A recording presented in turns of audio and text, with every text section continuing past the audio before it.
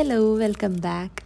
ഇന്നത്തെ ദിവസം നോമ്പെടുക്കുന്നതുകൊണ്ട് രാവിലെ തന്നെ എണീറ്റിട്ടുണ്ടായിരുന്നു അത്താഴം കഴിക്കാനായിട്ട്. രാവിലെ എണീറ്റ് കുക്കിംഗ് ഒന്നും നടക്കുന്ന പരിപാടിയല്ല, അപ്പോൾ അതുകൊണ്ട് ഓവർനൈറ്റ് ഓട്സ് കഴിച്ചു. അത് കഴിഞ്ഞ് എനിക്ക് കുറച്ച് ക്രാഫ്റ്റൊക്കെ ചെയ്യാനുണ്ടായിരുന്നു. ബുക്ക് മാർക്സ് ആണ് ചെയ്തു വെച്ചിട്ടുണ്ട്. ഒരു 10ഓളം ബുക്ക് മാർക്സ് ചെയ്തു വെച്ചു. പിന്നെ ഒരു പെയിൻറ്റിങ് കംപ്ലീറ്റ് ചെയ്തിട്ടുണ്ടായിരുന്നു, അതൊന്ന് വാളിലേക്ക് ഹാങ് ചെയ്യണം. ഇതൊരു റെൻറ്റൽ ഫ്ലാറ്റ് ആയതുകൊണ്ട് ഞാൻ അങ്ങനെ ആണി ഡ്രിൽ ചെയ്ത് കയറ്റാറില്ല. ഇതുപോലെ മുള്ളാണി വെച്ചിട്ടാണ് എൻ്റെ പെയിൻറ്റിങ്സ് ഒക്കെ ഹാങ് ചെയ്യുന്നത്. വലിയ വെയിറ്റ് ഇല്ലല്ലോ. അപ്പം അങ്ങനെ വൈകുന്നേരം ആവാറായി. നോമ്പ് തുറക്കാൻ വേണ്ടിയിട്ട് കുറച്ച് ഫ്രൂട്ട്സും കാര്യങ്ങളൊക്കെ കട്ട് ചെയ്ത് വെച്ചു. പിന്നെ ഒരു ഓറഞ്ച് ജ്യൂസ് ഉണ്ടാക്കി.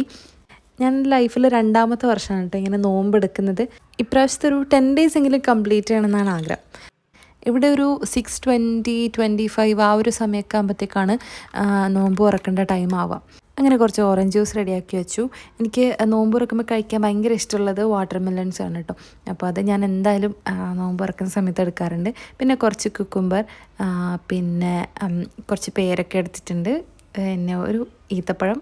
അങ്ങനെ നോമ്പ് മുറിച്ച് കഴിഞ്ഞ് പിന്നെ കുറച്ച് നേരം കഴിഞ്ഞിട്ടാണ് ഡിന്നർ കഴിച്ചിട്ടുണ്ടായിരുന്നത്. ഞാൻ നെയ്ച്ചോറ് ഉണ്ടാക്കിയിട്ടുണ്ടായിരുന്നു, പിന്നെ കുറച്ച് ചിക്കൻ കറിയും പിന്നെ സാലഡും. ഇതാണ് ഞാൻ രാത്രിയിലേക്ക് ഡിന്നറിന് കഴിച്ചിട്ടുണ്ടായിരുന്നത്.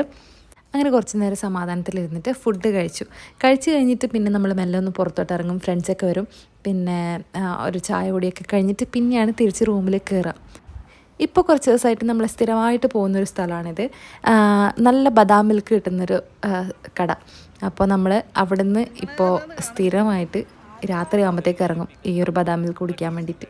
ഭയങ്കര ടേസ്റ്റാണിത്. അപ്പോൾ അത്രയേ ഉള്ളൂ ഇന്നത്തെ ദിവസം.